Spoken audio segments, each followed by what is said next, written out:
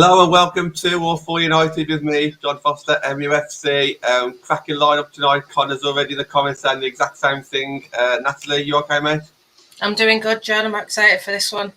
Yeah, I'm smiling. I'm excited. There's a lot of good things going on at United at the moment, so I think it's all moving off onto our podcasts. Welcome back, Reece. You okay, mate? Yeah, good. Thank you. Thank you for having me. Yeah, the last show was really eye-opening. Really enjoyed it. Got me thinking outside the box. Got the people in the comments thinking differently. I thought differently. Natalie thought differently, no doubt. And it's just great to hear the other side of things that we just don't know anything about. Just put a few little comments on screen already. Thank you, Connor. Thank you, Karen, for joining as always. Please hit the thumbs up for Reece coming on the show again. We really do appreciate it. The topic tonight, guys, is contracts. So anything that you guys want to kind of ask Reece about how things work or the different stages of getting deals done, men's or women's team, just stick a question in there and we'll fire feed it into the show. But we want to talk a little bit about how loan deals work or renewals, selling, buying and selling from teams, exactly like the ins and outs there, what the agents expected to do, what the clubs kind of do, what the players do, who gets involved. And obviously, we want to hear some of Reece's stories about some of his best contracts or most memorable contracts. We've got to kick off on that. But Nat, just regarding yourself, the stage of the season that we're at now, maybe time for a couple more deals to get done, transfers in, transfers out. What are your thoughts? Yeah, I think maybe some loan deals might get done. I don't know. Hopefully, you'll see, the young players getting minutes, whether that's, with us or on loan. But I think definitely we'll see maybe a few loans. We've already seen loans go out, so maybe just a couple more. But then I think, we do need, I've said it, and I know Stu's got it there on the screen. We need just a couple more up top, and then I think we're rolling. Happy with Mark. He's saying he's going to look at all the players first, and then go for it. So let's see if we can get one or two more over the line. Yeah, 100%. Yeah, just for people who don't know, Reece, just introduce yourself, mate. What do you do? What are you in charge of? How do you spend your day? So I own a company called NextGen Sports and Entertainment. I represent just over 80 professional footballers all across Europe, covering mainly Championship, WSL, the Bundesliga, La Liga, and various companies throughout Europe. Awesome. I'm sure you've clocked Stu Barker's comments already. We'll open the show with that one then. Look, we know he's a Man United fan. She was fast enough to Old Trafford. We know that we needed strikers. We knew that we needed a bit of squad depth. She could have joined us. Obviously, she's just decided to go up to Coventry. Me and Natalie will actually be at Coventry in a couple of weeks' time, supporting some of our previous players and any Man United fan down there who's playing as well. So just on that one, Rio Hardy, how's she doing? Because obviously we kind of got a little bit attached to her when we thought that she may have joined our club. Is she doing okay? She's doing fine, yeah. Pre-season's going well. The transition back to England's been good so far. But luckily, we've had quite good weather. So I think that's helped with the transition as well. In terms of a detour to United, potentially, who knows? So she gets on. Well, we're excited about the championship, aren't we? We've talked it before the show. We've got a sneaky suspicion that Coventry will be up there fighting. And obviously for myself, a fellow, Midland team, it'll be good for myself. But also some of our previous players playing for Coventry as well. So that's a team that we'll be looking out for, won't it, Natalie? Yeah, Hartley, Molly, definitely looking for them to do really well. I'm a big fan of Katie Wilkinson, so it's going to be good to see how she lines up with Rio. Obviously, Golden Boot winner 2 times in a row with Sheffield. Now she's gone over to Coventry, so it'll be interesting to see how they get on and how they sort of gel together, that squad. Do you want to touch on that, Reece? Because I know we wasn't really supposed to. We wasn't going to talk about Coventry, but obviously I know that you've got a few players who you know there. What are your thoughts on Coventry for this forthcoming season? I think the squad that they've put together is very good. I think the project that they've got in place is probably one of the best in the country. I think if they can get it right this season, I wouldn't be surprised if they're in the top 2 or 3 this season. They should be with the project that they've got in place. Just sort of staying on Rio. Rio had several options and she picked the project at Coventry over numerous WSL clubs, numerous Championship clubs, and numerous clubs throughout Europe as well. So yeah, we're going to be keeping a close eye on that league. That league is just getting stronger and stronger. I mean, when we was there, obviously it was only really us and Tottenham wasn't there, just competing. Whereas now, it's could be absolutely whole anything. league. Yeah, and it's just going to get stronger and stronger, isn't it? But that's enough about the Championship. Let's talk a little bit about contracts. So, Reece, first of all, how's your summer gone regarding work and contracts? What are your thoughts on this summer transfer window so far? It's been surprisingly good. I think, taking into consideration we've just gone through the biggest global pandemic ever. The transfer window's been, I think there's been a lot more movement than what people expected. Clubs have found money from places what we didn't expect them to find money from. We expected it to be quite a tight transfer window, and if you look at the rumours and you look at the transfers, there's quite a lot of transfer fees flying around. Yeah, it's been busy. We're always busy anyway. Look, we represent so many players throughout Europe, so it's been busy for us. But it's been an interesting transfer window, and I don't think it's finished yet. Well, that's kind of what I was going to say. I mean, have you got like some more things in the pipeline? Obviously, you've got to be careful what you say, but can you see yourself, like any of your players, still deals to be done? I think we're close to being finishing, but we've still got about 20 transfers that have not been announced yet. That's been done in the last 3-4 weeks. So I think a few clubs are keeping the cards close to the chest. And I wouldn't be surprised in the next 2 or 3 weeks that we see some big announcements getting made. That's what I just wanted to ask, Reece. Obviously, we hear about all these deals being done, and I think even me and John, and we were hearing Manion's been done since this one's been done, but then they all announce them in the way they do. Is there a reason why clubs sort of sit on transfers and we know that they're done, but they just don't announce it? I mean, Varane in the men's game is one that I know a lot of people are booting off about now. What reason do they do it? Do they not say? Because for me, it's more exciting when you hear about it.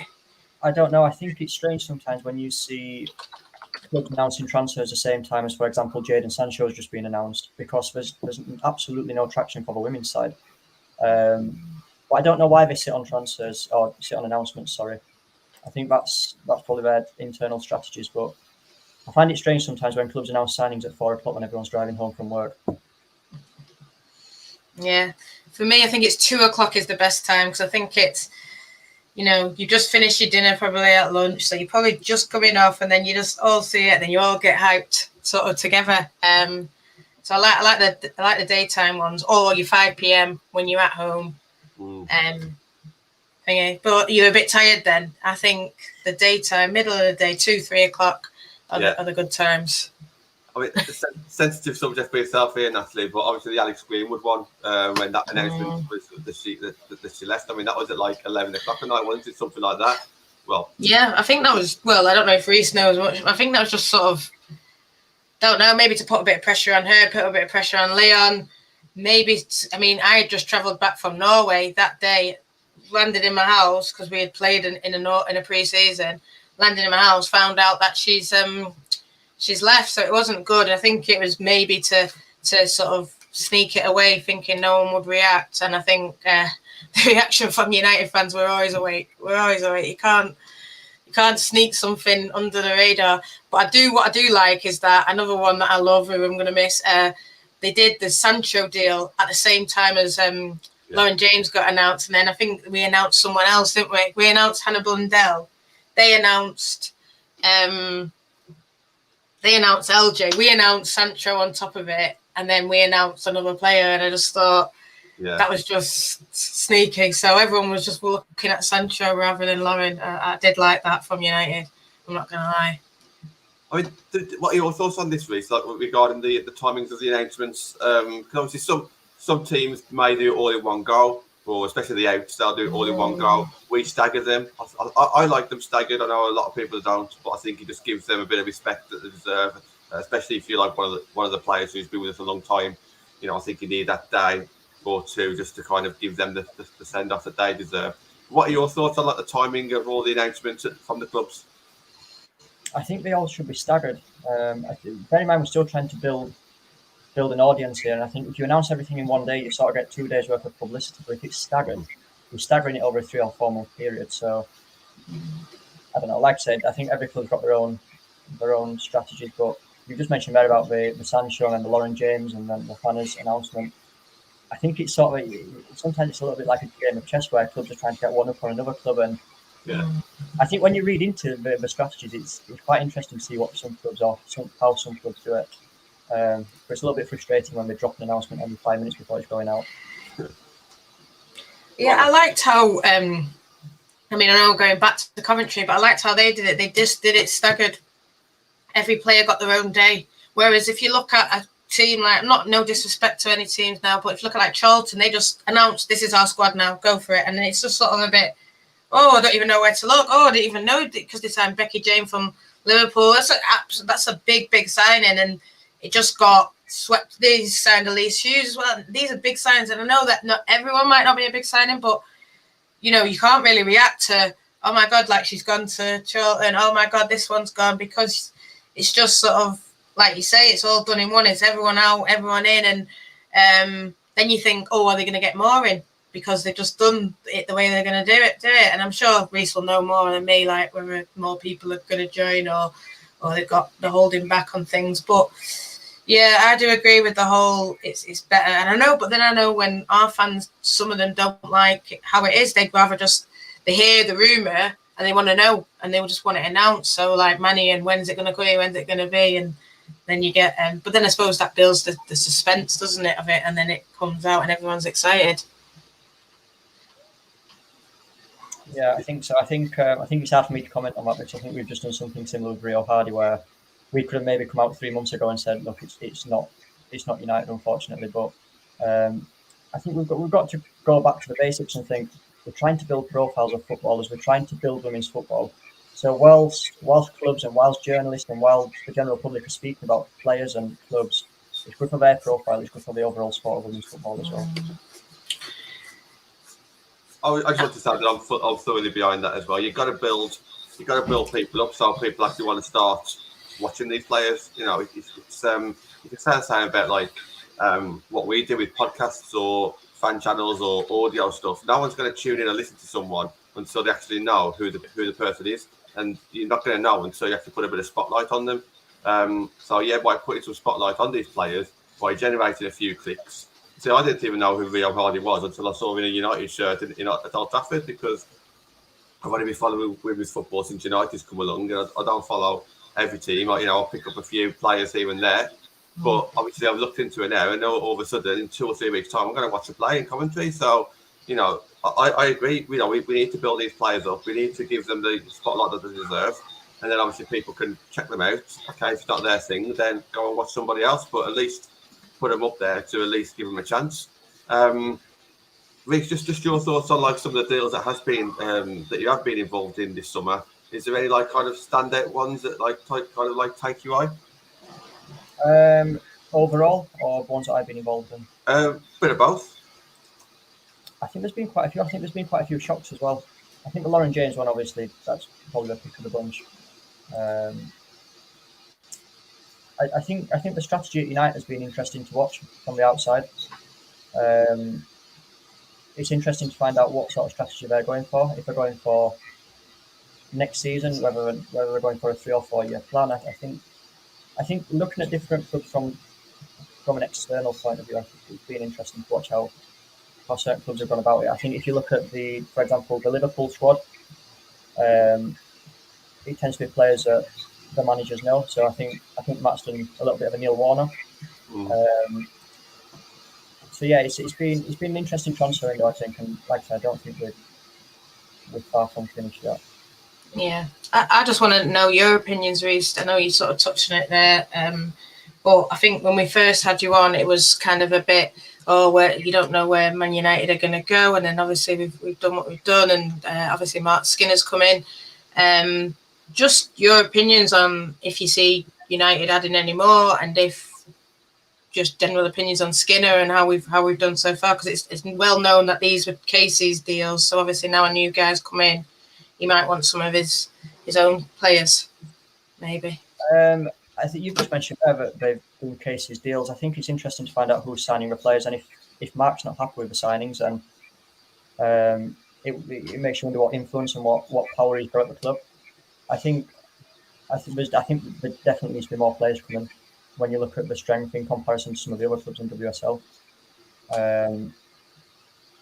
I'm sure Mark will have a few tricks up his sleeve. He knows women's football inside out. So just touching on that, I remember we spoke last time, Reece, about some of the deals obviously being started way before transfer window opens.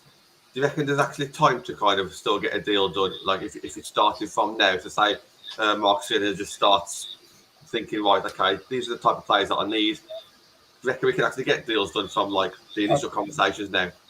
Yeah, it takes less than 24 hours to do a deal. Clubs tend not to like doing the short-term deals because they end up paying over the odds just to get a deal across the line. We don't mind it as agents. We prefer the short notice deals. I think the players prefer it as well. But yeah, like I say, 24 hours. If a player's out of contract, less than 24 hours to do a deal. And that's what I think there needs to be more of, Reece. I don't know. I mean, I know there probably will be somewhere, then you'll know of it. But like I think there needs to be some kind of, because you can hear of a player being out of contract if you know of them. But if I don't know, how do I know who's out of contract in the Spanish league or the French league or even WSL? How would I know? I know that there's some sort of knocking about. There's Hayley Rasso and there's Kennedy, and I've heard where they're going now. I'm not going to say yet, but how do you know who's out of contract? I mean, the club should know, but like just as fans, how would we know? I think that's maybe a question for journalists. I think the journalists maybe could document it more if they've got connections with the agents, with the clubs. Can more be done on social media, in the media? I think just to summarise a couple of the questions that's been asked so far, I think what women's football needs, it needs a bit of a promotion. I think if you look at what boxing's done with the likes of Eddie Hearn, it needs more of that stance than a governing body to direct it. Because I think what we spoke about a lot in the last 17 minutes is how much interaction there's been, the growth overall, and I think it comes from different parties, but I think that's, in my opinion, that's what women's football needs. And just a quick one back to you, Reece. Sorry, are there still good deals out there? So as a United fan, we might think, all the good ones have been snapped up now. But would you say there's still good players? Like you say, Mark would know a lot more than all of us. Probably he's been in it a long time. He'll still know of good players out of contract, say, that haven't been snapped up. Or would you think all the out of contract ones have been snapped up? I think the key question is why they're not being snapped up already. Some agents prefer to leave players towards the end because they know that we're going to get a better deal. I'm the opposite. I like to move quite quick. There's obviously still good players out there, but I think any proactive agent that works in women's football should have 3 or 4 deals lined up. And from a player's perspective, they tend to prefer to get the deals across the line rather than risking waiting 6-7 weeks. No, go on, go on. I'm really sorry, Reece. So if a player pretend Man United have just announced Skinner, that might change it for some players. How would a club like Man United go about it? If you had a player who's about to sign for a club, free agent, and then Man United, Mark Skinner's on the blower to you, Reece, I really want him, but you've agreed this other deal. How would that work then? Or does stuff like that work in women's game? Not really, I'll be honest. But then again, you look at Liverpool, for example, they've signed a few players from Bristol that Matt Beard knows, so potentially, but I think if a player wants to go to a club because of a specific manager, I think as a Man United fan, I think you'd rather have a player signing for the club because they want to play for Man United. I'm just going to throw in a couple of these questions and then we'll talk a bit about the men's side as well, because I know that obviously you deal with that as well. You've got knowledge on that one. So obviously Stuart's getting in there again. If you want to answer Stuart on that one, Reece. Yeah, he's doing fine. He's the biggest character that I've come across. Stuart, you have to come back on again. I know that he was busy over the Olympics, but looking forward to getting you back on the show, Stuart. Yes, this is a good question by Vicky. Do new managers look at existing club scouting lists? I'm guessing you're referring back to, for example, if Casey and her staff wanted specific players, would now Mark's going to come in and look at that, or would he kind of just disregard it maybe? I think it depends on what philosophy the new manager's coming in with. You know, if Casey wants to play direct and Mark wants to play out through the back, I think it depends on the philosophies. But Mark Skinner knows women's football inside out, so I doubt he'll be relying on Casey's input too much. Yeah. Was you happy with that appointment, seeing Mark's going to come back, obviously, to England? And what are your thoughts on that appointment? I get on well with Mark Skinner, so for me, I don't think it's a bad appointment. Like I say, he knows women's football inside out, so I think from a club's perspective, the network that he'll have in terms of agents and players and contacts, he should be able to pull a good squad together. My only concern is how late he's coming. And I just hope Man United give him a chance, because he's already at a massive disadvantage. Any reasons why you think it was left a little bit late? Because we never knew actually when it was getting done. At one point, we thought a manager had already joined, it was just not announced. And obviously, things start coming out saying that there's 2 candidates left and this, that, and the other. And what are your thoughts on why it took so long? Maybe he wasn't first choice. That's probably the only solution I can think of. I mean, what was the downtime between Casey leaving and Mark coming in? About 3 months. Yeah, pretty much. Yeah. Unless Mark Skinner was contracted at Orlando until a specific date, I don't know. I don't know. It could be down to numerous things. Maybe he wasn't first choice. That's probably what I would guess at, but I don't know. Heard similar, but we're not going to say anything.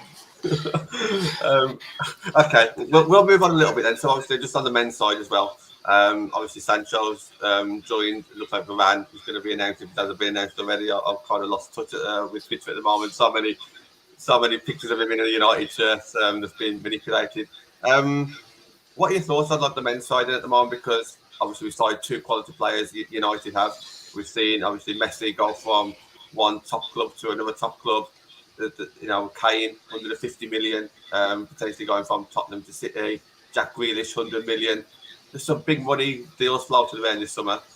Just what are your thoughts on the men's side? I think it's been the best transfer window that I've ever known anyway. I think if you look at PSG's recruitment, for example, like the way that they've gone about it has been phenomenal. I think when you look at the Premier League, to say that there's been no fans for 18 months, I think it'd be interesting to find out how a lot of clubs get around the financial fair play rules. I think that'll be an interesting 6 or 12 months. I don't know about Harry Kane. I can't see him leaving, but we'll see. What are your thoughts on like United then? Can you see? Because obviously there's always stories going out about United. Obviously, season, especially on the men's team. Have you kind of heard anything that's like out of the ordinary or anything that you can think? Obviously, Herrera name was linked about coming back yesterday or the day before. What are your thoughts on like the men's team? Any gossip at all? Not really. I think there's a very good journalist on Twitter, Fabrizio Romano. I think if you follow him, it's not often he's wrong. His followers have gone from 1.2 million to 4.2 million. That's like, you can do the math on that one, literally in just over a year. Since lockdown started, he started off at 1.2 million. Now he's on 4.2. Yeah. Sorry, go on, yeah. I think the best thing about Fabrizio as well is he's only about 25, 26 years old and he's completely taken over the journalism industry. Yeah. Everyone follows him. Go on now. I think it's with him as well. I think it's the whole here we go. It's the hype. It's like what we said about the women's football. Here we go. It's, and it could just be like people calling him a tap-in merchant. But at the end of the day, like you say, the growth is there, and it's because he hypes it. He gets people excited. He just hears of little rumours, posts it. Here we go, bang! Everyone's buzzing. Or he might say HER, and then that's he's not said it. It's definitely happening. He's just teased it, and I think that's what you'd like to see. You like to see that hype and things like Sky Sports. In a way, I used to love it when I was a kid. The yellow tie and all that. Well, that's not the way it is now. Kids are TikToking and Twitching, and Fabrizio's on all those platforms, and he's doing this. And I think when God, who was it? When Sancho, he like paused the stream and then came back and then had a Sancho picture up, and things like that. It just adds to it. And this is the way that you need to hype the game now, instead of just the old traditional way, 24-hour news streams. It's Twitch, it's Twitter, it's Instagram. That's how it's moving. No, I agree. I think the best thing about Fabrizio as well is he very rarely takes stories from other journalists. A lot of the exclusive come directly from him.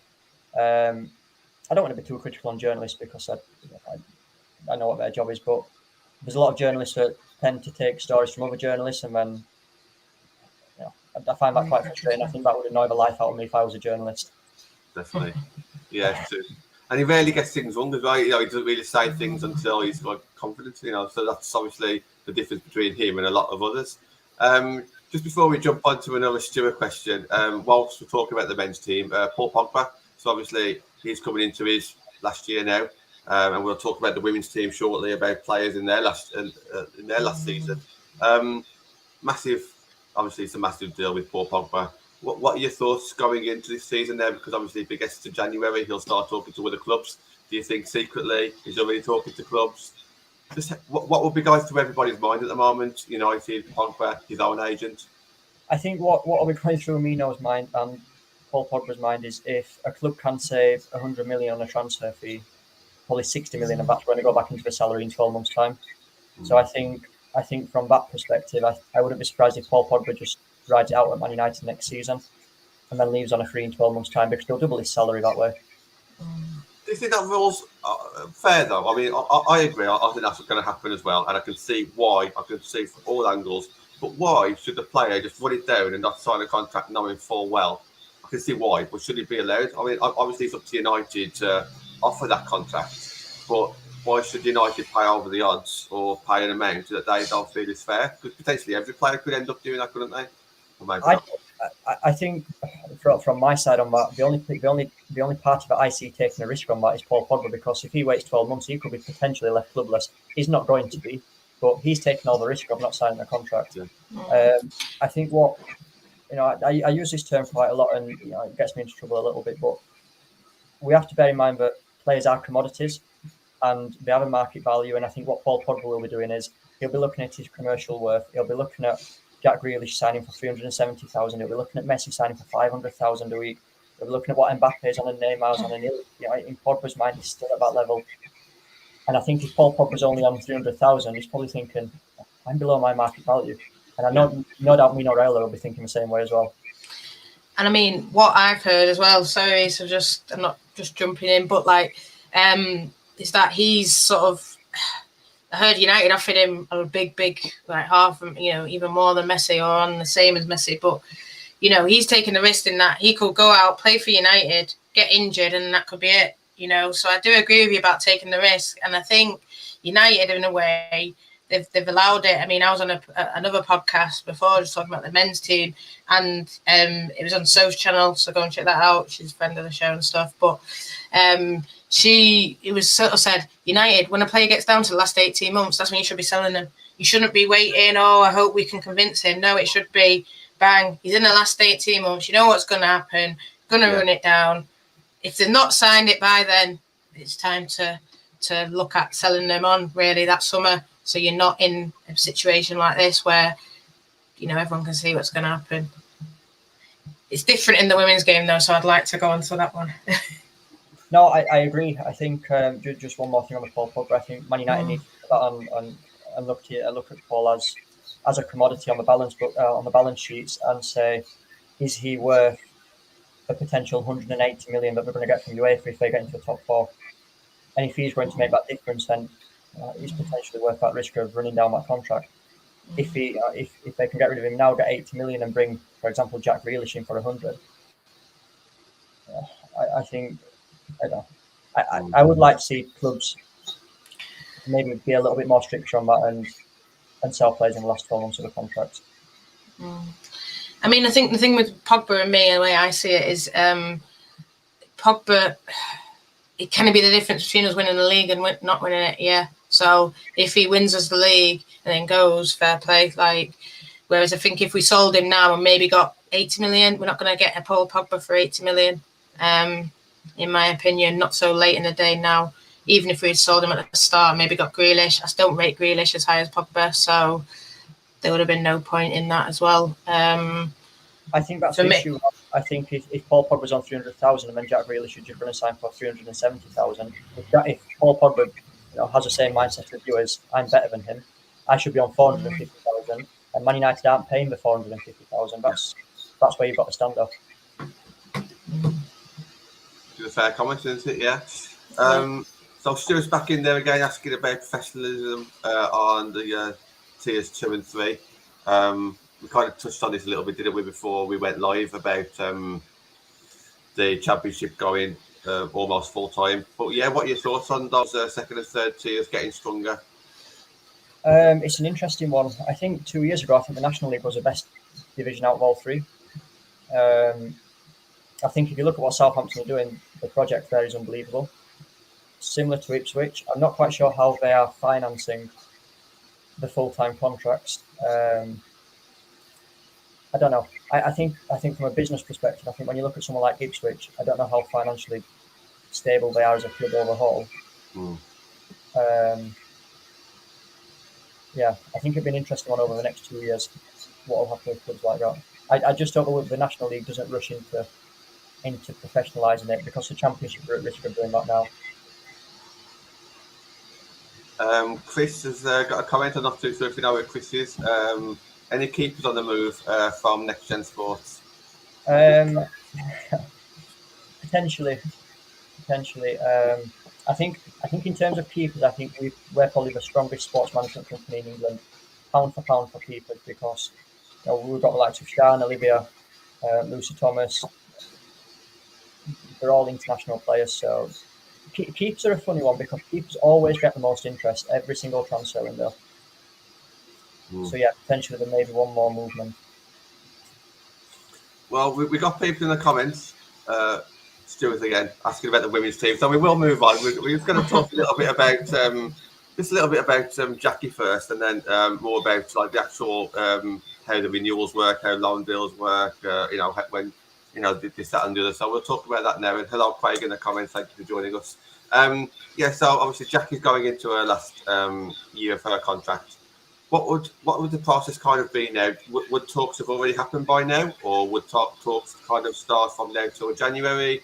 What would the talks actually consist of? Is it just a case of, right, we're going to offer you this much, or what else is involved apart from money? Just what's all the conversations about? I think anyone in the last 12 months of a contract, the conversations will have started now. And I think in the next 2 to 3 months, if you don't see players signing contracts, it's potentially because talks are being quite positive elsewhere. I think if we just look at the transfer model, I think it's more in depth than what people think, and I think we played a vital part in this that people sometimes don't appreciate, but sometimes people don't understand how much of a vital part we play. So in every single transfer, there's 8 parties involved, and for us as an agent, we have to keep all parties on board, and to facilitate that transfer, all 8 parties have to agree. So we've got the selling club coaching staff and the selling club board. Often they're on different levels. The manager might not want the player to go, but the board might want them to. Okay. We've got the player and the player's family. So if the player's recently got married or just settled down or just bought a house somewhere, their partner might not want them to relocate somewhere. We've then got the buying club coaching staff and the buying club board. And then we've got the governing bodies to keep happy in terms of player caps, salary caps, international clearance, how we've gone over the international cap. So for a transfer to happen, there's a lot of moving parts, and that is probably 90% of our job in managing that whole process and keeping all 8 parties on board. So just going back to Jackie, I think conversations will have started happening, no doubt. But I think the next 2 or 3 months will be an indication of whether talks have been positive elsewhere. Just going on that then. So what happens? It's so hard when there's like you say 8 parties. It's so hard to get them all on the same wave now, surely. So what would you kind of do? Just like bounce off from one person to another person, just trying to like find a compromise there? I think the player's always got the strongest hand. If the player wants to move, then 80% of the work's already done.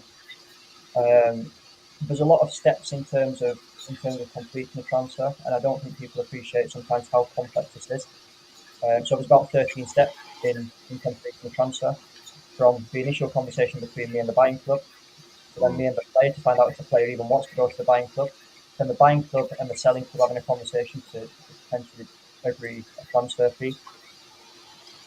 So the player then joining for a medical, and then the heads of terms being received, and then the proof of funds then being sent to all parties. So there's a lot of moving parts, and for international transfers, especially now with the likes of Brexit coming in, has made it even harder. But I don't want to speak too much on Jackie, because I don't represent Jackie, but I can speak as an agent representing so many players in similar situations. I just want to touch on then. I don't want to talk about Jackie. It's just more United. A lot of here. Vicky said it earlier. A few question mark United players and contracts. I think people are saying, "Are people renewed, or they're all going into the last year?" What do you think as a club, if they've got a club that have got a few players going into last year's? Like, what would you think of that club, or comment if you can? I think sometimes the managers want to get rid of the players, so sometimes it's not in the players' hands the final decision. But if you've got to bear in mind, the market value is going up season on season, and clubs can't expect players to keep playing for the same amount of money. That's not just footballers; that's office staff. If you work at Halifax Bank, you're not going to work there for 20 years on the same money. You're going to go according to the market value. So again, there's a lot of parties involved, but I think sometimes clubs think that players will just stay there for 5 years on the same amount of money, which is unrealistic. I just want to touch. I know you don't, but there was talk when the Yanks came in, American, Tobin and Kristen, they were on big money, as you know, and there's a very big divide between their money and then the rest. Do you think players had to get turned by that, and then they think, well, they're internationals, I'm an international, I should be on more money that? Yeah, but I don't think that's just footballers. I think if you work in an office somewhere, and if someone comes in as a consultant, the same job role as you on double your money, you're not going to be happy. So we can't blame footballers for that mentality. No, I'm not blaming footballers. That's just a human instinct. But yeah, I think footballers have got egos, and that's not a secret. I think everyone knows that. So if going back to Paul Pogba, if you know that someone's on more money and your market value, or you're contributing more to the team, you're going to be asking him a question. So what kind of things would players kind of want when they're negotiating a contract? Obviously, we look at the wages. I'm guessing housing as well. What other kind of things would they kind of be asking for? If obviously don't mention anything that you can't mention, but what's the kind of the common things that the players want? It could be anything. Honestly, it could be anything. I think in men's football, there's you hear some of the strange clauses that get put in contracts, but just covering personal terms, that's just not a basic salary. That's your basic salary. That's your incentives. That's your bonus structure. That's your release clause. That's your image rights, depending on what level of a player you're at. The potential loyalty bonuses, options to extend. Again, there's more parts of personal terms than what people think, and I think that's sometimes why it takes so long to do a deal. Yeah. There is that's the thing. Is that you mentioned families getting involved as well. How much of a say? Because obviously a lot of the players do obviously move area. We saw obviously LJ moving back close to a family. Originally said to move away from a family. How much do you think the players' family does hold weight? Sorry, I couldn't even get that question out correctly. How much weight do you think that the family actually hold on some of these moves? From working both men's and women's football, female players tend to be more close to the families, just in general. So I think there's always that element there, but it depends on players. If you've got a player that's a massive Man United fan, but they live in London, if their dream to go and play for Man United, then they're going to go and sign a 1-year contract and just see how it goes. Do you ever go and meet the family? So do you ever I don't know how these negotiations work, but do you ever for example, sit in an office with a player, but obviously invite the family around and say, look, this is what we're hoping to achieve, or is it mainly you speaking to the player and the player goes home and speaks to the family about it, or do you kind of get them all together? How does it kind of work? Again, it depends on the player. I think probably 60% of my clients, I think I speak to their parents more than I speak to the player. But then we're NextGen, we work with a lot of younger players and look to be part of their 15-year career journey. So their parents obviously have got massive influence. A lot of our players have got tough decisions in terms of are they going to university or are they going to pursue a career as a professional footballer. Again, families tend to get involved in them discussions, but yeah, we often meet families. I think I speak to at least one parent every single day. I just want to go back to all the 8 parties again. And you talk about the selling club, the buying club. What do you play a part in that, Reece? If the selling club say want X amount of money, but the buying club are only willing to play Y, how did they then meet in the middle? Say, who's negotiating there, or is it just the clubs? We're probably involved 90% of that process as well. I think if you're selling a car, you probably think your car's worth 10,000, but yet the buyer thinks it's worth 2,000. Again, players are commodities, and it's a negotiation. So we just have to be that middle ground. But the benefit of us being so dominant in women's football and representing, we've probably got a player at every single club in the country. We know the market values. So if our player's saying, I should be on £100,000 a year, but realistically we know that the market value is only 60, then we've got to manage that expectation for our clients as well. So it's not just the expectations between the buying club and the selling club. It's managing the whole process and the whole relationships involved. Let's talk a little bit about the development squad then. So we just mentioned parents there, and obviously parents getting involved. How would that kind of work? And so if they're coming through the academy, when do they start signing contracts? When what's kind of involved at like under 23s, but even less than that, some of the teenagers who are maybe signing their first professional contracts. How would that kind of work? What would the process be there?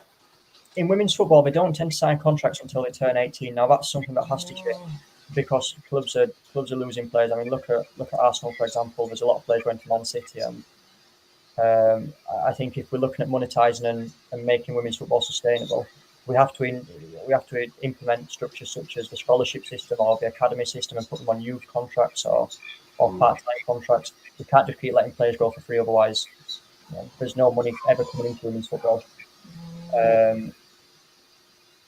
But yeah, it's a great area for contract development players. I just want to shout out about something, and Reece, you might know because it's a championship player.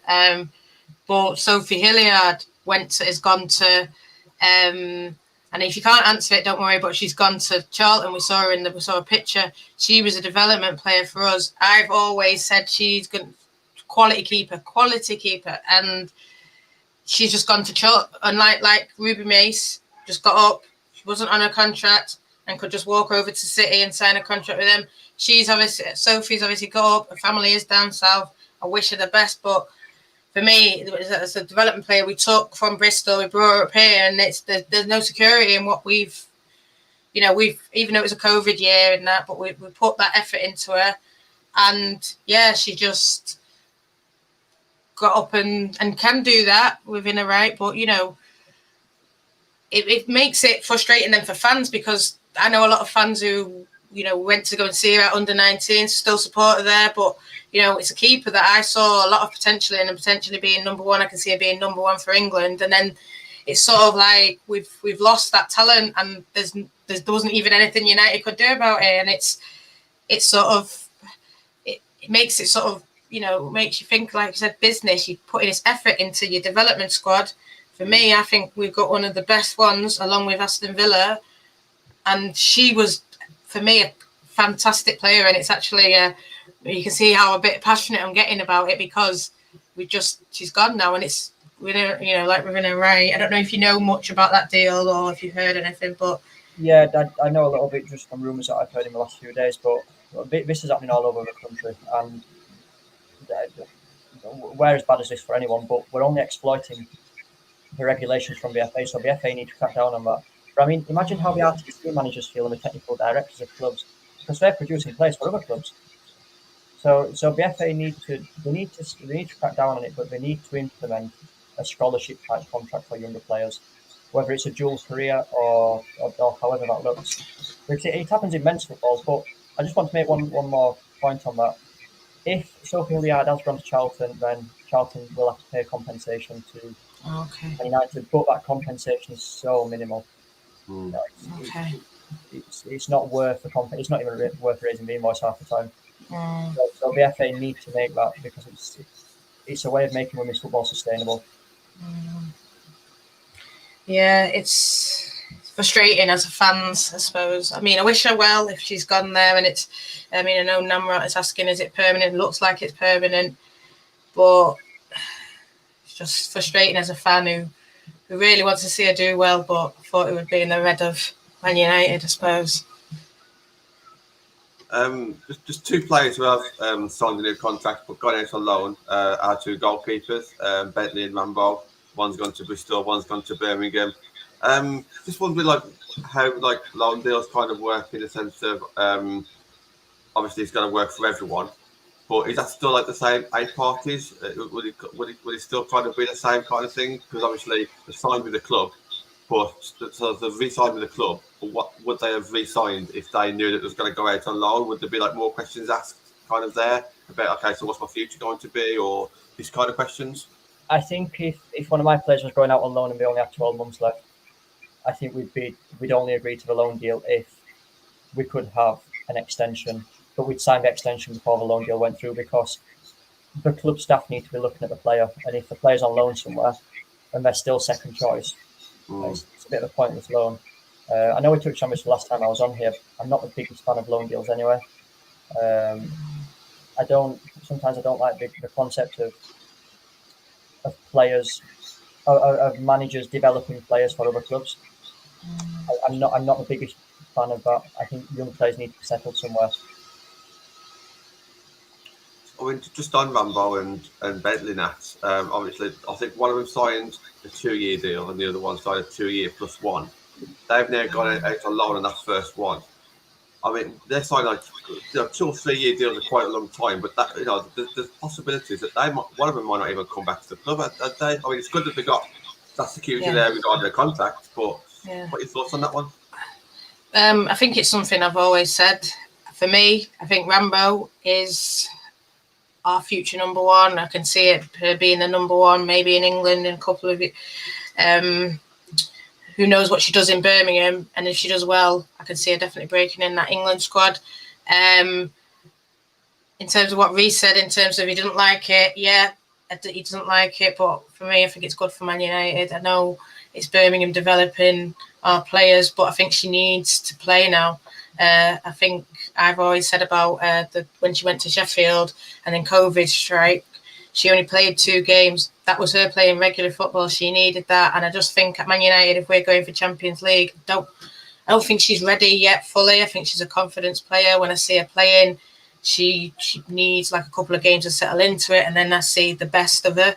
So I think, she might play for Birmingham and you might see the first month, you might not think that she's the best, but then towards the end in May, you're thinking, wow, this kid is something. So I'm happy that she's going to be playing. I think now, even with the way we've got our goalkeepers set up, Mary and Sophie Begley, that's going to be competition for each other. We don't even know. I don't know who's going to start, And I know goalkeepers like to play week in, week out. I think there will be a cup keeper and a league keeper, but then I think it could change at any point, in my opinion, depending on what Mark thinks as well. Mark might not think any, who knows?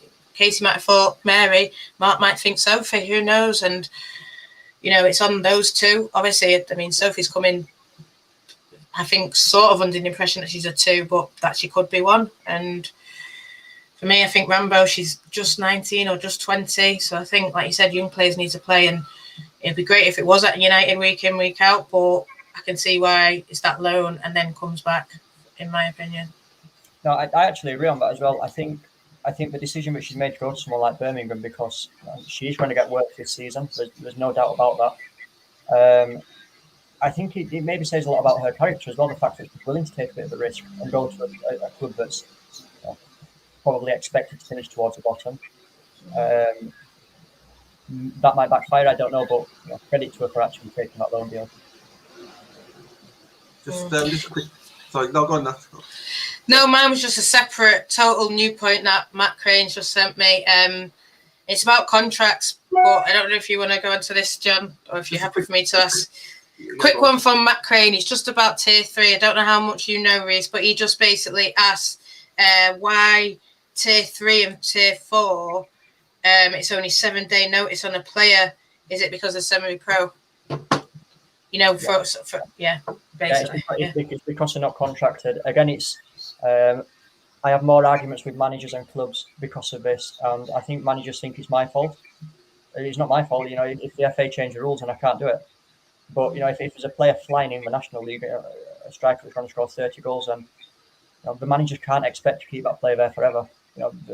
It's a huge shop window when you're not on a contract. And I think for players that have not played much, especially in the Championship, to drop down there because you don't have to wait for transfer windows. You can move in October, November, January, February. You've only got to have 5 or 6 games. Get your numbers up and you're moving. I just want to ask that back then. Sorry, John, but in terms of internationally, then, if a league's not fully professional, Italian league I look at, can you do the same? Could United just look at Juventus player and just quickly swoop in, or is it different that way? No, because it would go through a system called TMS system, which is a FIFA system. So you'd have to wait for a transfer window. All the players not on contract, it would have to still go through a transfer window period. Okay, thank you. You're educating us here, guys. We're being educated. Just a quick question on screen, if you're happy to answer that one. I honestly, hand on heart, I can't remember the last time I went and approached a player. We get on average 30 to 40 enquiries a week from female footballers from the WSL down to tier 4 and 5, especially across Europe, because I think every European player wants to come to the WSL. But we don't actively. About 2 years ago, we employed 15 scouts to work on a freelance basis, and at every single match in WSL and the Championship, we had at least 1 scout there. And then we realised that we didn't do that. So again, just to summarise the part of agents, we employ more scouts than probably all women's football clubs put together. But we're the ones that get criticised for not having an infrastructure in place. So just to answer the question, we've not had to go and actively speak to a player. They tend to come to us. I want to give you a bit of time at the end of the show, Reece, just to shout out a few players who you do have represented you. If you want to just give them a bit of a shout out, like ones to look out for in the future, and also big up a few clubs that you might have dealt with, just to kind of say well done to them. But just before we do, there's a bit of a question on screen here by Vicky, just asking about housing allowance. Got any details on that one at all? Yeah, it depends on the club. Some clubs, in terms of housing allowance, are we talking accommodation provided by the club? I would have thought so. Okay. Or is that, do people get paid money as well for rent? It could look different ways. It could be the club might just say, look, there's a house there, you just pay the council tax on the Wi-Fi. A club might say, this is a house, pay us £500, or we'll deduct £500 a month out of your wage. Some clubs just say, look, this is your contract, come and sort your own house out, we're not giving you anything. Mm-hmm. So it depends on the club, but I think this is a way that a lot of clubs have saved money in the last 18 months by reducing the players' houses and the accommodation. I just want to touch on that. And it's going back to the article that we don't like, but Athletic did touch that was an issue for United earlier on. Apparently it's since been resolved, but what was your thoughts when you read things like that United, the Housing Alliance, isn't probably up there with, say, a City or a Arsenal, whatever? What when you read, I mean, I know it's all speculation and we don't know what fully went on, but when you hear that, what do you think, Reece? I've seen some of the houses that clubs have offered players, so I'd prefer not to comment on that if you don't mind. Okay, it's fine. Is that it? I just wanted to give Reece just the opportunity just to shout out a few of go clients. for it. Yeah. So obviously you mentioned that you got so many what was it, about 80, did you say, across Europe, was it? Yeah, we've got about 80 across England, Scotland, Spain, Wales, Italy, France, Germany. In terms of specific clients, I think the majority of the ones to look out for, a few people said in the comments that I've seen coming through, Ella Hilliard's going to be a huge, huge talent in the next few years. I wouldn't be surprised if you see her at a top, maybe 5 WSL club. In terms of the goalkeepers, you know, like I said, pound for pound, I think for goalkeepers, we've probably got the best 5 or 6 in the country. The next gen of keepers that are coming through. But yeah, I don't want to mention specific names because I just know that I'm going to get bombarded with texts after this saying, "Why have you not Fair mentioned?" enough. Yeah. I understand. Yeah. But about clubs that you've maybe like negotiated with, anyone that's really done like that you've been really like pleased with how they've dealt with things?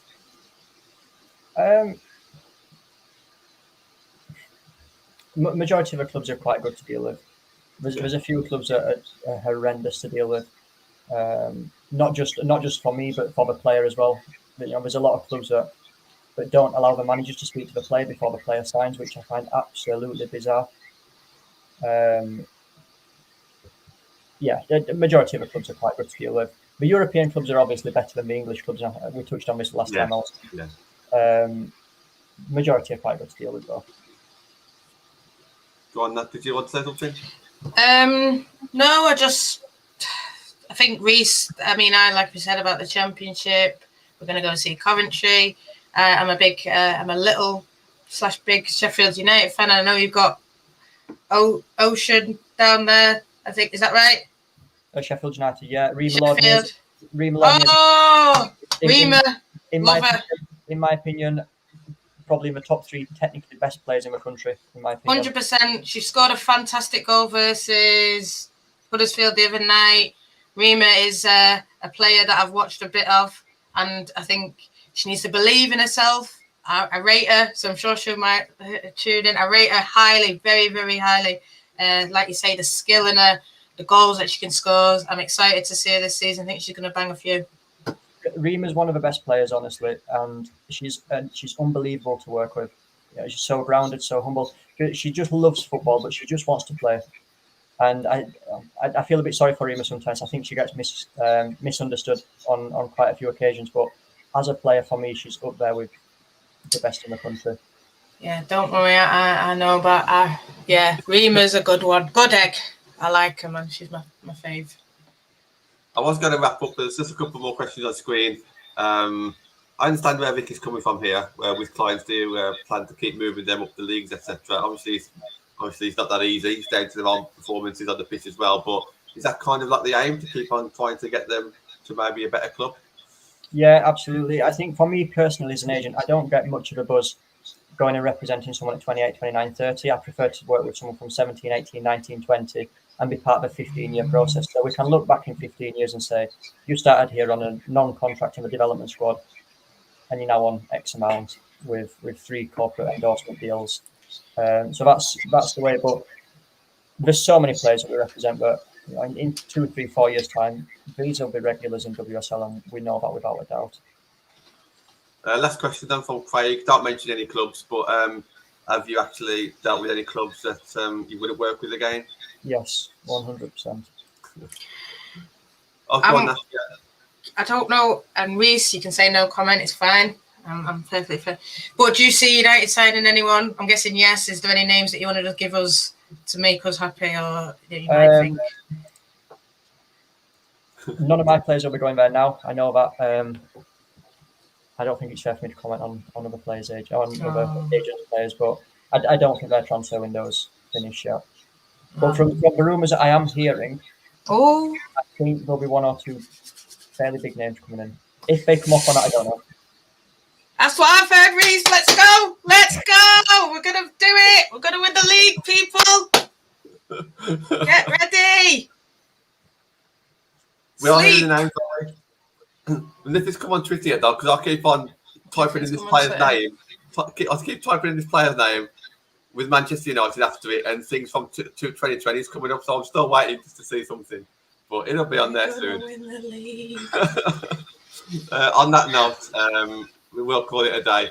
thank you again, Reece. Thanks to everybody in the comments. Loads of questions tonight. Reece, I hope that was an okay show for you. Thank you again for coming on. Well, thank you for having me.